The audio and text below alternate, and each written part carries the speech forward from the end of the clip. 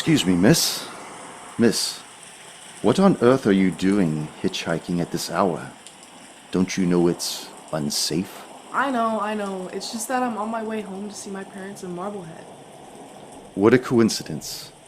I'm the head of the church down there. I could give you a ride. Oh, if it wouldn't be too much trouble, I'd hate to inconvenience you, Father. Oh, it's really no bother at all. I always have time to kill. Please come in.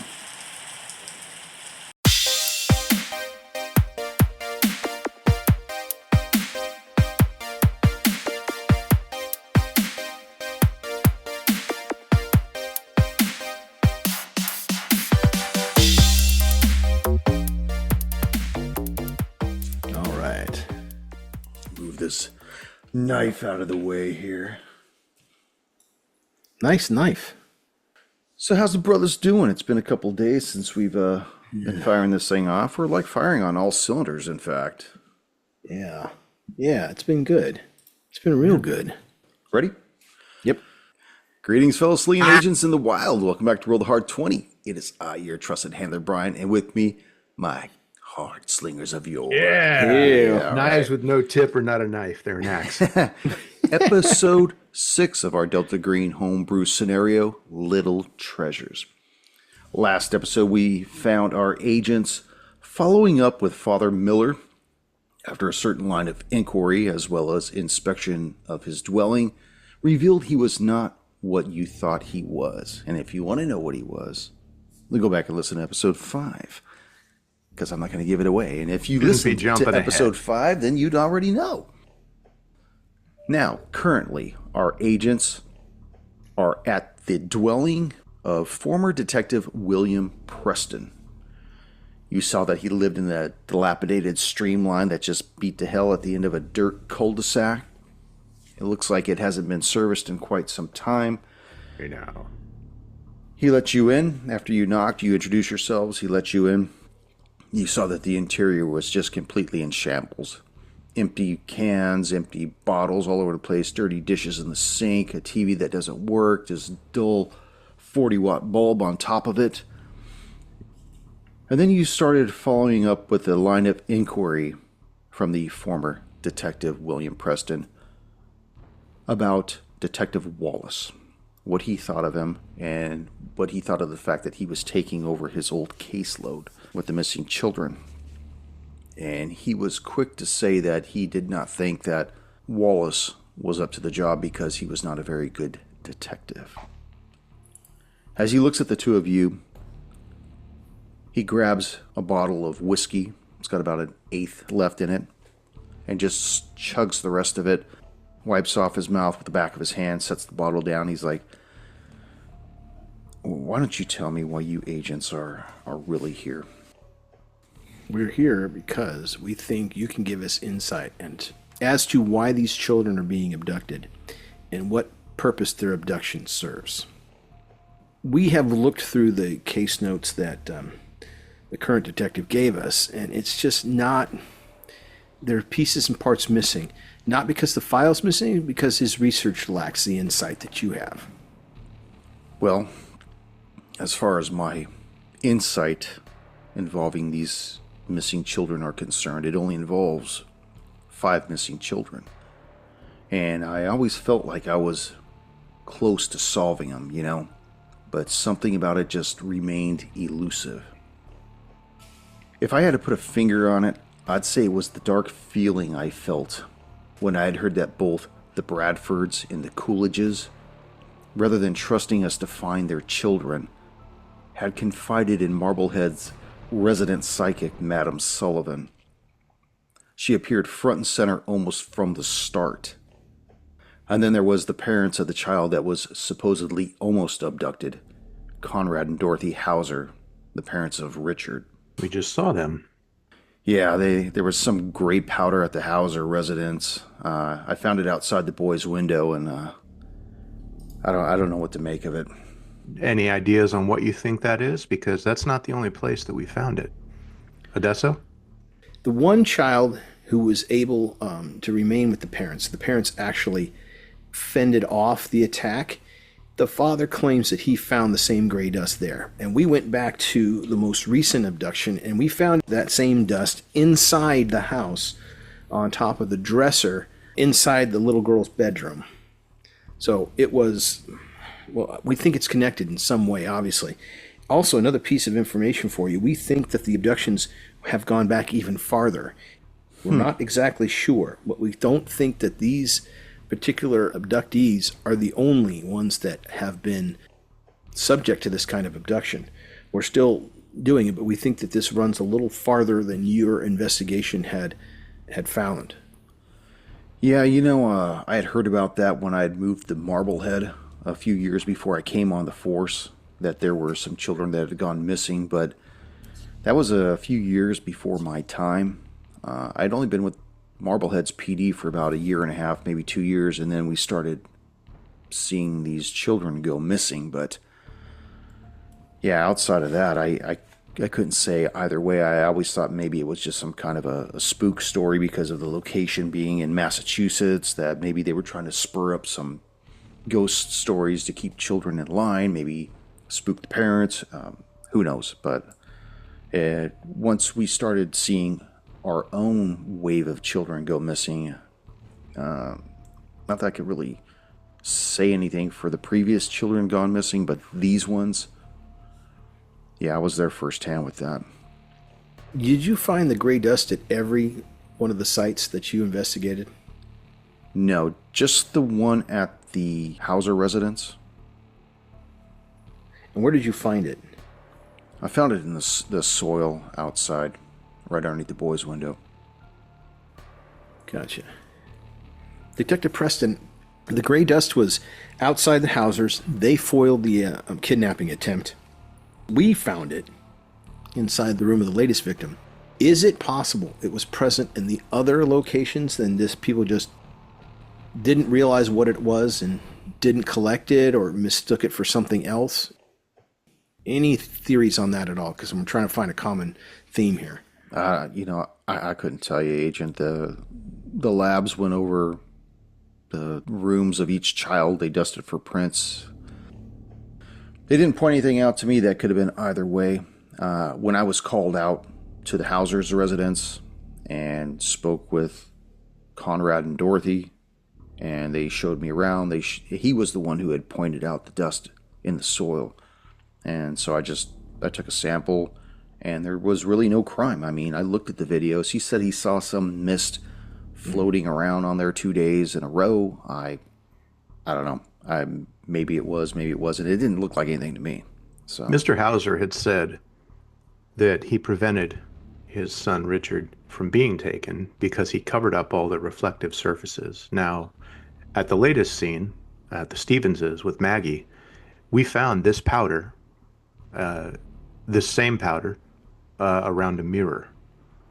Now, we don't know if we thought that it possibly was print dust. print dust is usually black.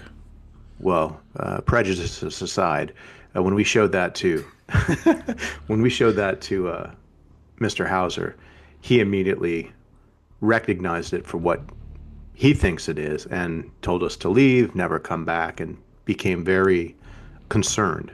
So I would assume that if at the latest house and at 3.5 or however long, 2 years ago, was it, at the Hausers, that it was a year and a half ago.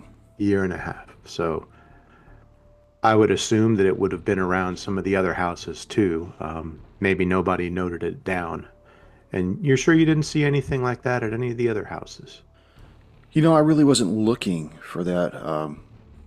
When I went in with the rest of the guys, we investigated each individual room of each child, and you can imagine that the first child is very traumatizing to see their room.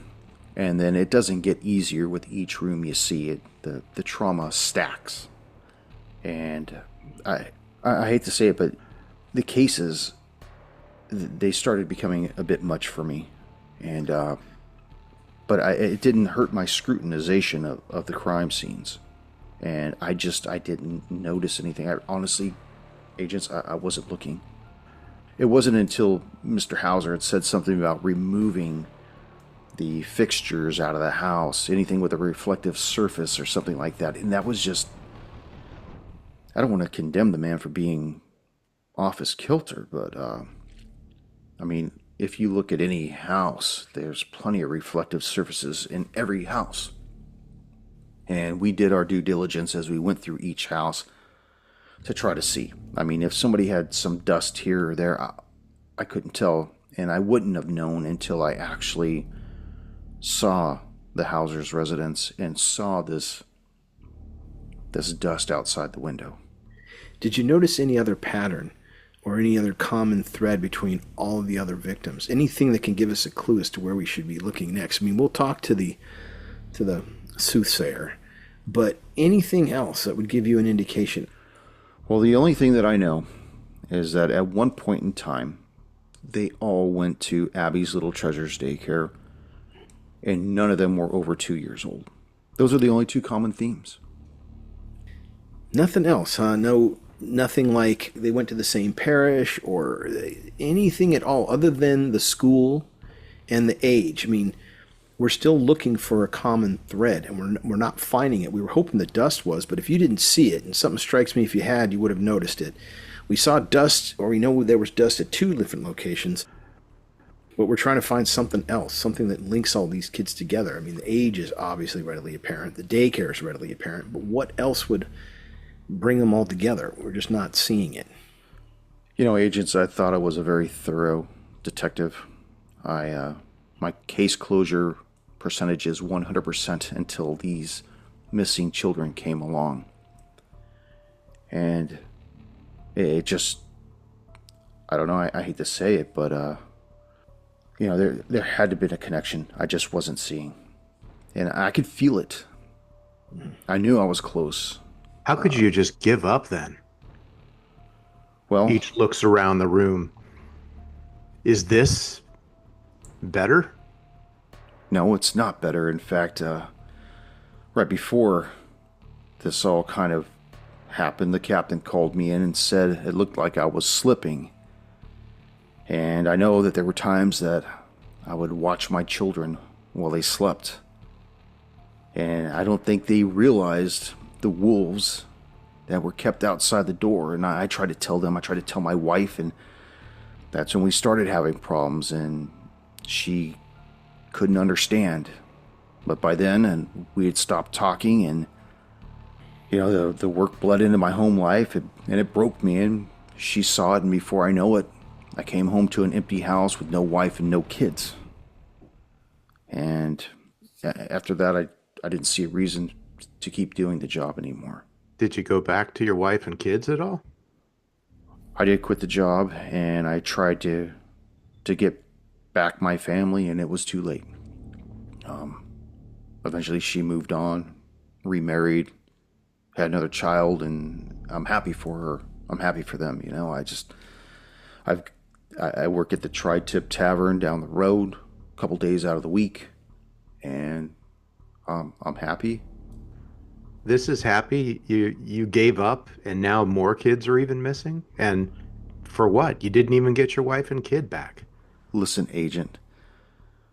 Oh, I'm listening. I'm right here. Time has gravity, and it pulls on the strings of all of us. And you don't know how far you can be taken down until you see the futility of trying to save innocent little children, and you can't even get out in front of this. And I tried to get out in front of it. I tried to make the connections. I was shut out by some of the parents. I became like a harbinger of doom every time I'd go by and ask them another question. I was the doom that reminded them of their loss. Is there anything you could tell us about Beautiful. an intuition that you had?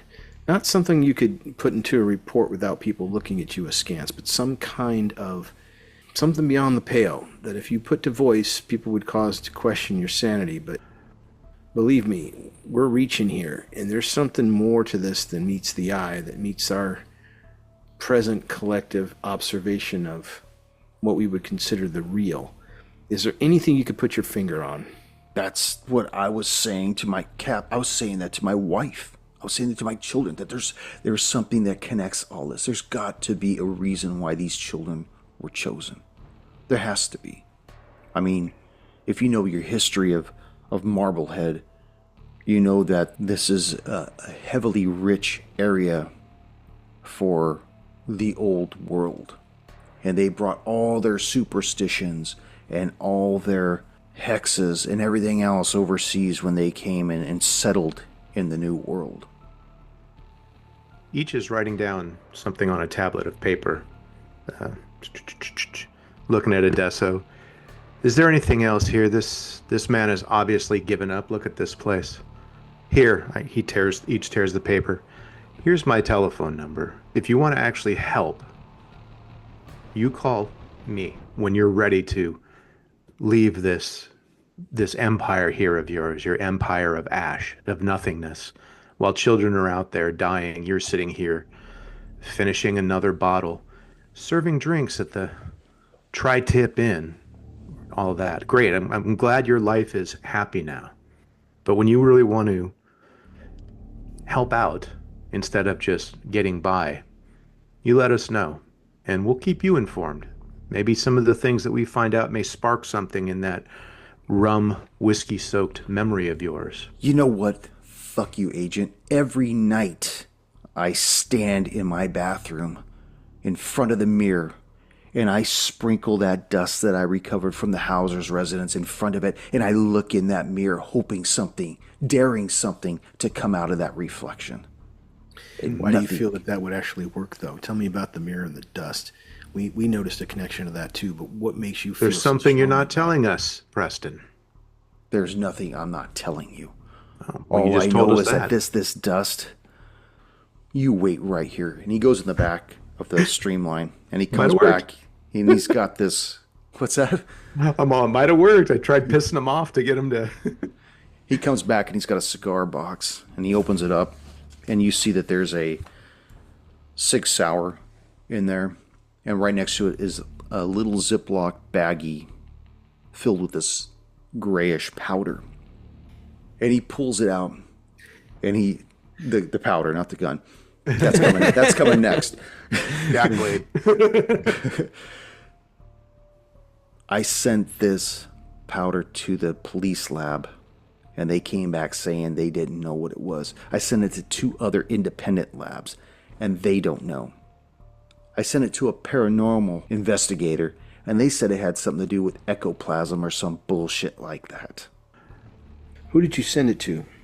Because not the commercial labs, but the person who said that it may have been ectoplasm, whatever. Oh, it was some... I didn't give them the whole sample. I just sent off a little bit. They were some paranormal investigators. They went by the name of Poke in the Dark or some shit like that. Well, maybe, you know what, Adesso? Since we're kind of drawing flies here, doesn't seem to be much help. Maybe we take this to Madam Sullivan's Scrying Eye. Maybe she knows what this kind of stuff is. Maybe she'll be a little bit more of a help than someone who left a job unfinished while his children are safe somewhere. Other children are missing. We'll handle it from here. Thank you, Preston. Look, I'll walk back to the car. Get him, Adesso. Listen, you tell your buddy that I tried to get in to see that Madam Sullivan, and I couldn't. And you know who stopped me? The parents of the missing children. Why is that? I don't know. You go deal with it, Agent. And here, take this shit with you. And he throws a Ziploc baggie at you of the dust. I don't want to see it or either of you again. If you have anything else to add, get a search warrant. And a 5th. He's going to slam his broken screen door. And don't slam the door. It's barely held on. Well, I was hoping something agitating him might cause him to break, but apparently... No, he did give us something. He did take it seriously. He did collect the dust. He wasn't a schlub on the case. He just kind of gave up, you know. All right, let's go talk to Madam Sullivan. That seems to be our next thing. Well, now we got 2 separate things, like current dust and 3-year-old dust, so we can compare that ourselves and see if it's similar. He said he sent it to 2 different labs, including the police lab. So 3 different labs looked at it, and nobody could tell us what, or no one could tell him what it was. I thought that he sent it to the lab, but with like, oh, I bet Wallace did something to it. But then he also said he sent it to other labs too. So I'm like, oh, okay. Well, yeah. Now that we've got an idea here.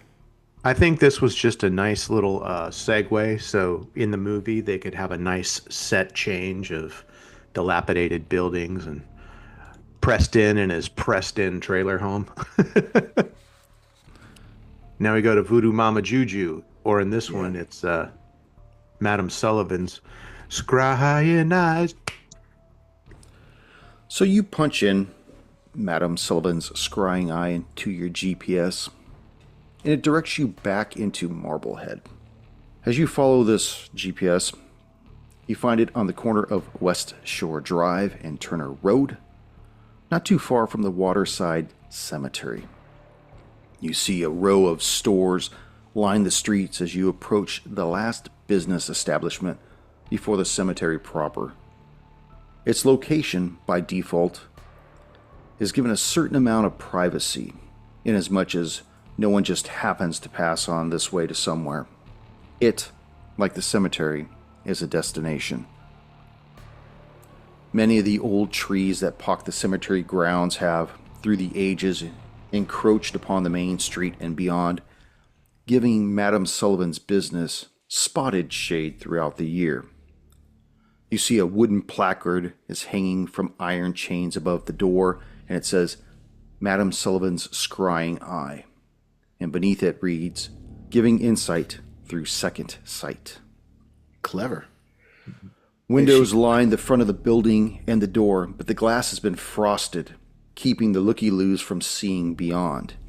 But such intention veils would only raise one's suspicions about what might be inside, and as a result, would increase the store's patrons. So Odesso, Kathleen Stevens frequents this place, looking for young Maggie. At least that's what Jonathan says, Jonathan Stevens. Yeah. How do you want to go in and talk to this lady? Do we want to maybe procure her services as well, so she'd be more willing to talk? We're looking for these kids as well. Maybe you could give us some insight. Well, I find it interesting that she would never meet with Detective Preston. That strikes me as well, odd. The parents. Preston said the parents kept him away. Yeah, but he tried to get over to her, and the parent. Yeah, it's just strange that she wouldn't try to meet with him. Well, it would be the first 4 kids, right? Preston wasn't around for the Michael Fairborn missing kid, was he? No, he wasn't there for Stevens. He wasn't there for Hauser, and that was it. No, Hauser he was, because Sorry, he was. Yeah, he was there for Hauser. He just wasn't there for the Stevens. So he only missed one. He was there for Bradford's Coolidge. He was there for the Otwiles and the McCreadys. So the first 4 or 5. Yeah. First 5. He wasn't there for the Fairborn child or the Stevens child. Yeah. Okay. So, all right, let's think about this for a minute. You tell me, what's your gut on this? I find she's either in the know or she's just a charlatan. In which case, if she's a charlatan, we're wasting our time. But if she's got an insight, something tells me she's not very good, because why didn't she figure out that Father Miller was other than what he was? She should have been able to clue on that, or at least sense that there was a great disturbance in the noosphere that would cause her to, hey, there's problems here, big problems, lots of death following this area in this person who's supposed to be a religious guy. So I don't know. She's either on the level or she's just a scam artist. Well, we've talked to legit seers and Yeah. savants and all that sort of stuff. We've seen legit ritual occult items. We'll be able to hopefully be able to discern stuff that's just, Disney's Haunted Mansion type shit versus the real shit.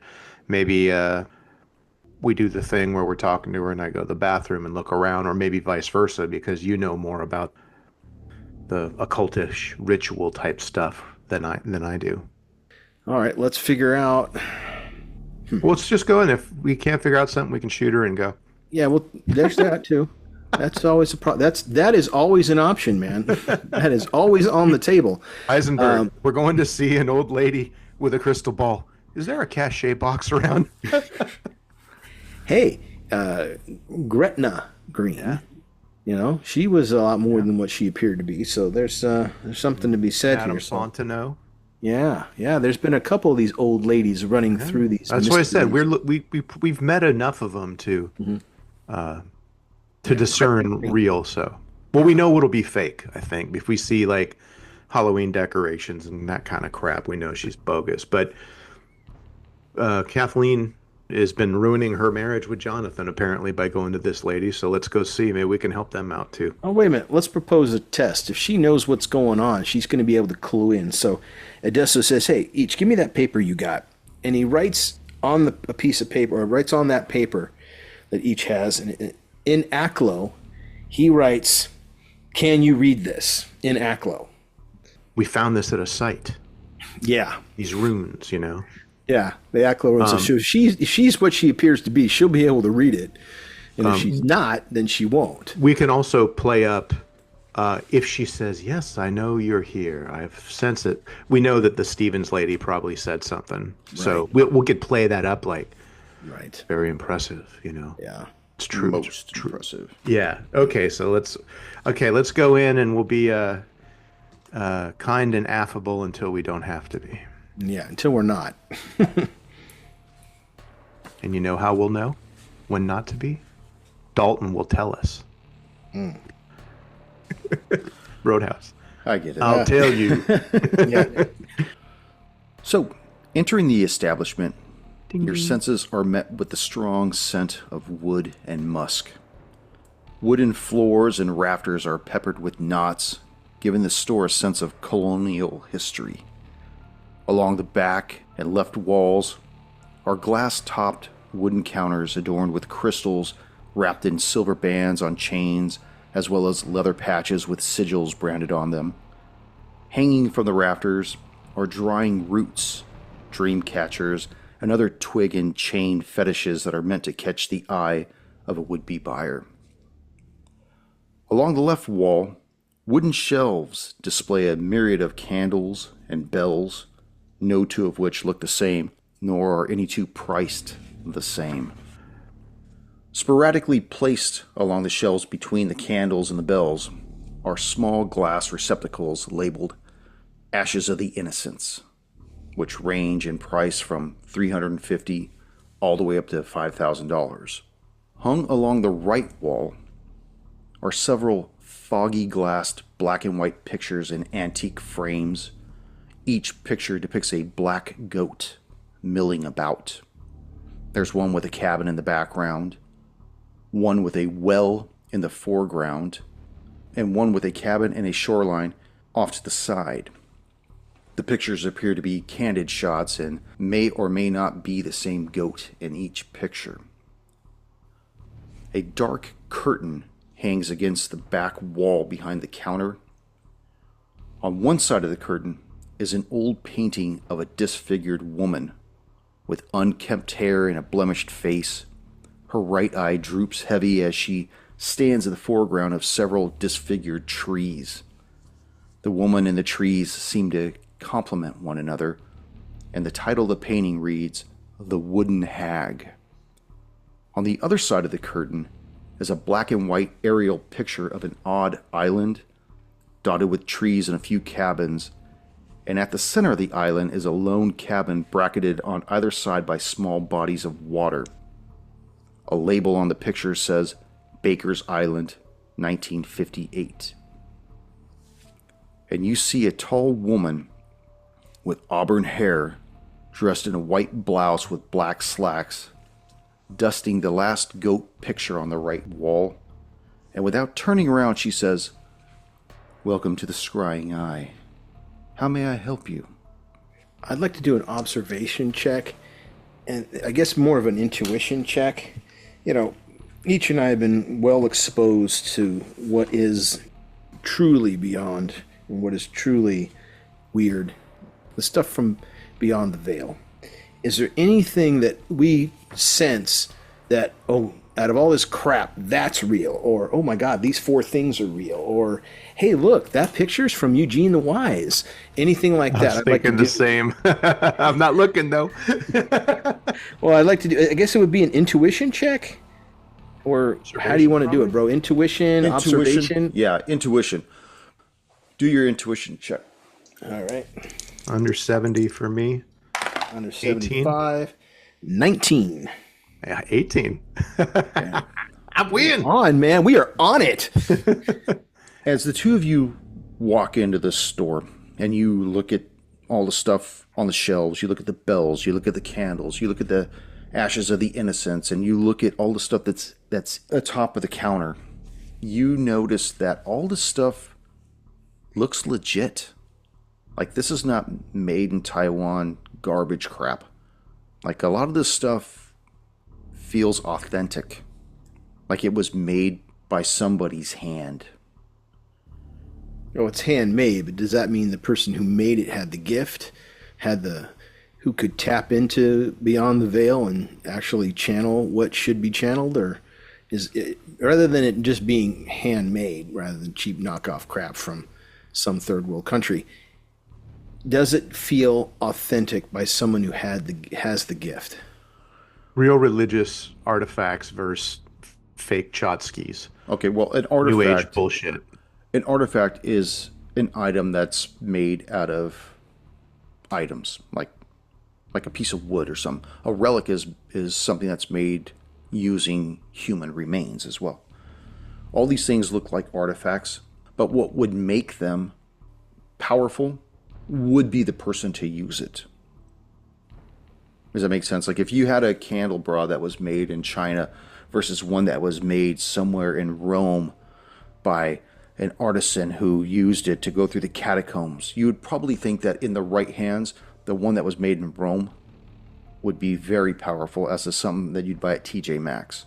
And Gotcha. all these things look like if they were in the right hands, they would be very powerful.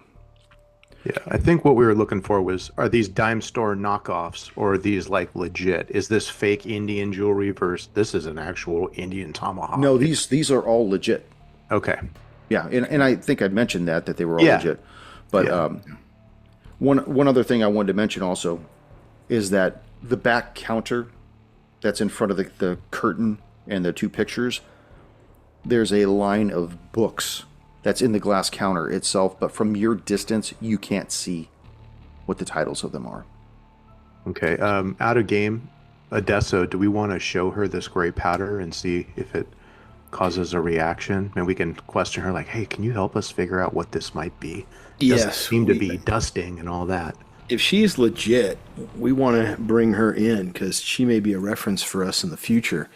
But I'm thinking, she's got all the outward appearances of being legit. Let's find out if she really is. The ghost killing knife that I have, that I picked up, was nothing more than a table knife, but I don't know what it is or what it does. I'd love her to be able to tell me if she knows.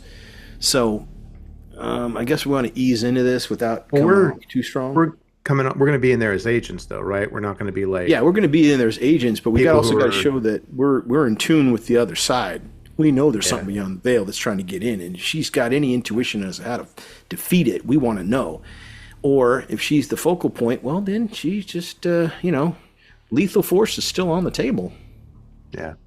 We'll have to see, too, if she's talked to anyone else besides Stevens. Why don't we come in legit? Yeah. And let's just, since everything here seems to be legit, let's treat her with the same legitimacy and come out by telling us, hey, look, we're agents, we're investigating this, we think you can help, and then kind of ease into it. I'd like to take a look at the books and see if any of them reference Aklo, because that would tell us she truly is legit. Yeah, well, you're talking to her, too. I'll take one and go take a look at the picture, too, and see if it is indeed Eugene the Wise, and we can bring that up to either help show our legitimacy in this or to show her that we're not fools to be taken for a ride. No offense, Ryder.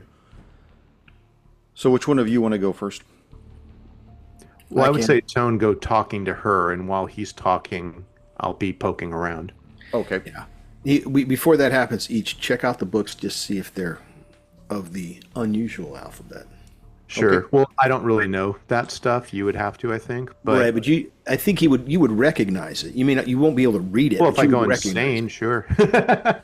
There's always that. Take a That's always closer an look at that option. painting. See if it's from our favorite author, our favorite artist. I mean. Yeah, I will do that. I'm going to also see what the ashes of the innocents are, if it looks like the gray powder that we have. Okay, I'm Yeah. gonna roll 1, 2, 3 for each. 4, 5, 6 for Adesso. Okay, Lethal Force is back on the menu, boys. No, Adesso, you go first. Okay, My dex is higher. I had Man, right out of the gate. what time is it? Because I want to start off with good evening or good afternoon. It's afternoon. Okay. Good afternoon, ma'am. I am Special Agent Adesso. This is Special Agent Ichi Kimura. We're doing an investigation of some missing children. I'm impressed with your store. You seem to have a keen eye for the authentic. Are you a fellow connoisseur of our style of life? I would say yes. Each and I have been chosen for this particular assignment because we have a skill set that transcends the usual training that agents receive. Okay, and what kind of training would that be, Agent? Well, sometimes things aren't always what they appear to be, and certain people, without the specialized training or exposure to the other, aren't prepared to recognize it or understand it.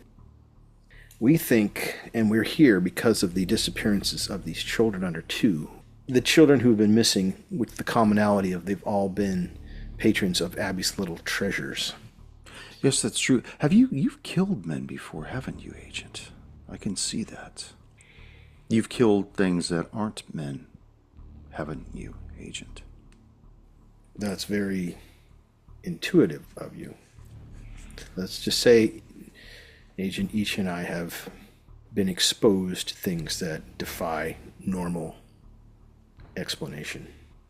I can see that. Your partner has a certain taint on him as well. I thought my pants were up. I'll just look at her. I go, Madam Sullivan, you appear to be the real thing. We've got a problem. We want to solve who's been abducting these children. And we have a feeling that I've been trying to do that for some time. yes, you've been helping out Mrs. Stevens. At least that's what her husband says. Yes, and the Ottwilds and several of the other parents as well. Have you been able to talk to all the families of the children that have gone missing over the last few years? The Bradfords, the Coolidges, Ottwilds, Yes. McCrady's. They've all come to me in turn, yes. It's unfortunate what happened to some of them. It is. I lost hope. feel that their children are in a better place though now. I could sense it in the divide, is what I like to call it, between where we are and the other side. As I'm moving around, can I see clearly more on the picture? If it's one Which of our picture are you looking at? The painting? The painting, yeah. The painting? No, not the ones of Prince Philip. Well, she's right next to those. She's off to the far right side of the store. So yeah, you've made your way up along the left where it has all the shelves and stuff, Yeah, with the bells Odessa and the was to candles and be- the ashes of innocence and stuff. And I imagine that when you get to the very back and as you addressed her, you look to the left side of the hanging curtain and you see the wooden hag, which is this picture of this ugly woman.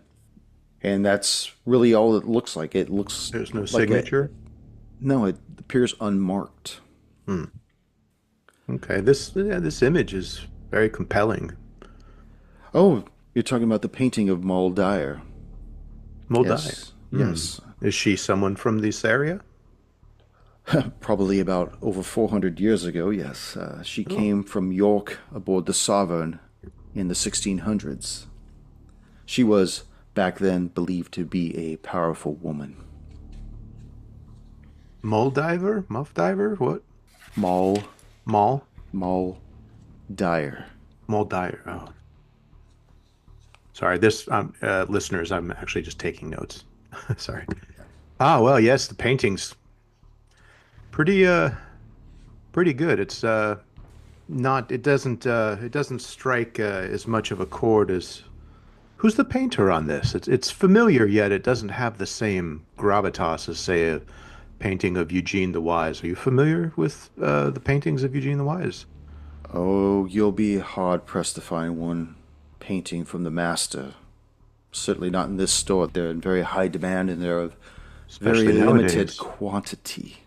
Yeah, I would not expect any new ones from that artist. He appears to have stopped painting recently.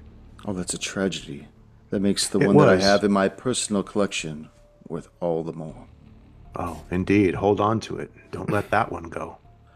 Each, as you're casting your glance between her and the picture of Mulder, back and forth, you glance down into the cabinet and you see that the reason why the titles of the books couldn't be read is because they're partially obscured by frosted glass.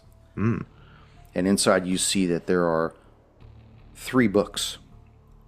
But between the second and third book is a space, as though there would have been another book right there. Ah. Did you recently sell one of these tomes? Appears like there's a spot missing. Or maybe someone forgot to return it after borrowing it. Do you have a library here? Boy, you have quite a few questions, don't you? Oh, I love this sort of thing. It's my life's passion. Well, if you must know, I lent it out to a friend of mine, Father Miller. He hasn't returned it yet. Father Miller. I believe he's staying with the Fitzgeralds. Yes, he's the caretaker of their property while they're away in Florida, I believe. He's a special man, isn't he? Yes, but I find him rather dull. Yes, not much of a conversationalist. No, in fact, I was the one that had to encourage him to come into the store when I saw him walking the street back and forth one day, shortly after he arrived here, which reminds me, he's had that book for almost 3 years now. What are the late fees on something like that? It cost an arm and a leg in this neck of the woods. Adesso takes the piece of paper out of his jacket and says, "Ma'am, can you tell me what this says?" She looks at the paper, holds it one way, holds it the other, looks on the back side of it. It says, "Why would you want to know my age?" And she hands it back to you. Yeah, out of game, it said, "Can you read this?" That's what Adesso wrote. All right, so she's not schooled up on stuff. That's fine. He goes, Or- pardon? Or she's fucking around. She rolled a 37. I'll let that just hang and you could interpret that however you want to. So I had been walking around that area, those ashes of the innocents, those vials. What were those all filled with? Are they various substances? Are they all a similar thing? Oh, they're all filled with similar ash. It's something that I acquire. I make it myself. How do you make it? Usually out of birch wood and cinnamon. A little bit of sage in there. Yeah, I'm not as obviously trained. To my eye, it looks very similar to something we found a little while ago. Adesso, do you happen to have the powder we have? As a matter of fact, I do. He takes out the packet that he got from Preston and says, "Is this similar to what it is?" Are you offering it to her? Yes. She takes the bag, opens it, sniffs it. It's possible. Where did you acquire this ash? We received this from Detective Preston. He says that he found it at a site of an abduction. He was the previous detective on the case. Well, I can assure you it was nothing quite sinister about our ashes of innocence. And that reminds me, the detective never got an opportunity to speak with me. I know that he had tried several times, but we kept missing each other. He had said the parents wished him not to speak with you. Do you know what that means? He was also at the bottom of a bottle of whiskey, so maybe this is drunken delusions or angry at himself because he gave up and didn't try hard enough. But do you know why he would say something like that? Well, it was possible that they believed that he was not doing his job correctly, that perhaps problems at home were keeping him from being efficient, and that is why they came to see me. And what about, Miss Stevens as well? Apparently had a confrontation with Detective Wallace and gave Wallace quite a wallop on the side of the head, which maybe appears like she doesn't want him to speak to you either. Is there... Why do you think this is? I mean, we tried to talk to her, but she was unavailable. I thought she might be with you. That's why we came here. Have you seen her recently? I saw her about an hour ago. We had a reading. How did that go, if you don't mind me asking? We're still looking for little Maggie. I'm still trying to home in on her. Have you had any luck? Unfortunately, no. The ether in this area prevents my vision from crossing the divide. There are a lot of sinister spirits at work in this neck of the woods. Who's your horned friend over here? This handsome fellow. Is this a Black Phillip? I remember seeing a movie about a goat like that. Oh no, it's nothing sinister like that. That's just some of the more farm animals that we have over on the island not too far from here. Are they all the same handsome creature, or are these lineage going through the ages? She walks down the line of all these black and white photos of the goat, and she in turn touches each frame. Hey, oh. They're not the same goat, but they are related. Oh, they grandfather to kid? You're funny. You know your goats, don't you? Yes, well, your little inquisition here, is this going somewhere, or are you just testing my savvy on what's real and what's not real? If I know what I'm talking about, or if I'm actually helping these parents, or am I just fleecing them of their money? We feel that you're no charlatan. I mean, judging by the, excuse the term, curios and tchotchkes on the walls here, and they appear to be as legit as any of these sort of things are. I mean, but I was hoping that you could be able to help us with this powder, because from what we've seen, this is not some sample of fingerprinting dust or anything like that. It's has something to do with the children, and now we've found them at 2 places, including the newest one. I was hoping someone like you would not only be able to help Miss Stevens, but help us out. What are some more of these pictures here? This old Baker's Island? Where is this? We're very new here. We're here just a few hours, it seems. It's a few miles off of Chandler Hovey Park's peninsula. It's a site where they make homemade soap, homemade brooms, little knick-knack items for tourists to see. And in fact, that is indeed where the goat pictures were taken. Really? Can we get our picture taken with the newest generation here, if we go? I'm sure the residents there would be very warm and receptive of both of your arrival. Madam Sullivan, how long have you lived in Marblehead? My entire life. And how long has that been? You're such a cad. You should know not to ask a woman her age. That's rude. No more than 28 years, I'd say. Oh, you're so kind. That's close, but thank you. You know, I'm about to close up shop here early for the day. It's been a little slow, so... Madam Sullivan, you sounded like you had an accent. Perhaps, were you ever a resident of York? I do have lineage that goes back to the old world, but then again, I think if you were to scratch any resident of Marblehead who's been here their entire life, you would find that they have genes that date back there too. Where did you get your inventory and your training? You know, we never tell our trade secrets. For all I know, how old are you, Agent? Well, I'm in my mid-30s. Mid-30s, you're probably close to retiring. Who knows, you might even take an unfortunate fall where you become disabled and can no longer do your work, in which case you'd be forced to retire. You may have to eventually open up a store of your own, and if you were to learn my trade secrets, then that would make you the competition. I understand, although I don't think it is an occupational hazard, but I have no intention of opening a shop of curios and relics. It's very lucrative. I'm sure.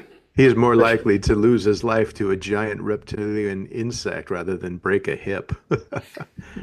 I try to gauge her reaction on that. She looks at you when you say that. A grimace kind of goes across her face, and she looks at you, scrutinizing you, and says, "Please hold up your hands in front of me." Okay, I'll raise up my...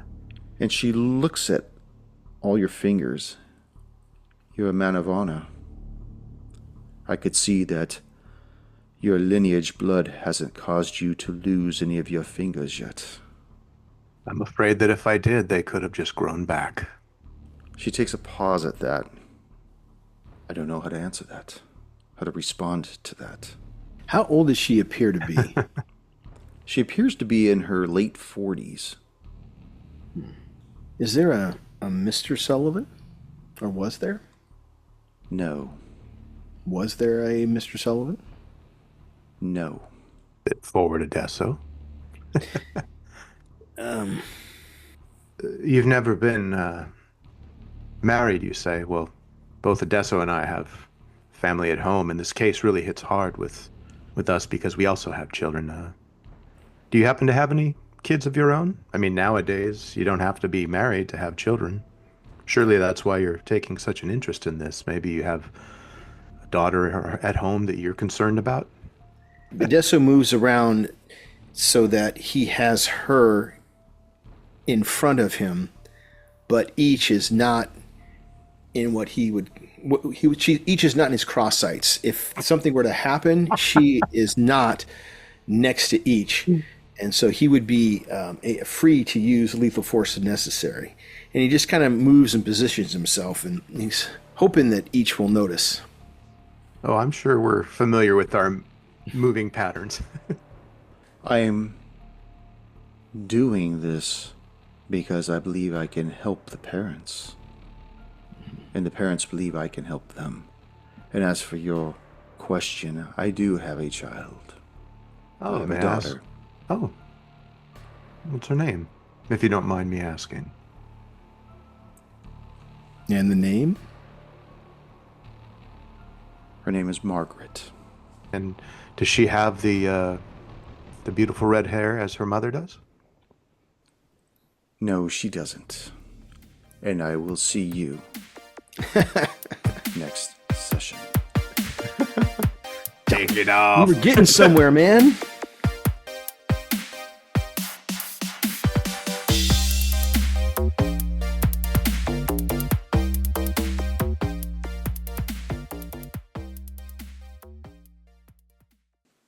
Out of game for a second. Yes.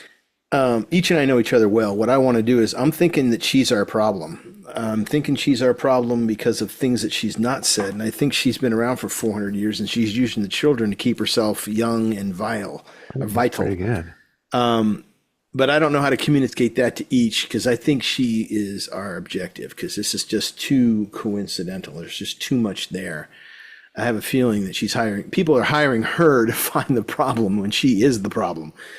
Just a feeling I've got. Things are not lining up. But I don't know how to communicate that to each. Like this may be, we got to get her, we have to keep her talking for a prolonged period of time until she slips. Well, you already asked her if she had husband, asked if she had any kids. Yeah, she says lineage going back to York. I think she's been hanging around here for the past 400 years. She may have been one of the people coming over on the Mayflower, for all we know. Or she may be the woman.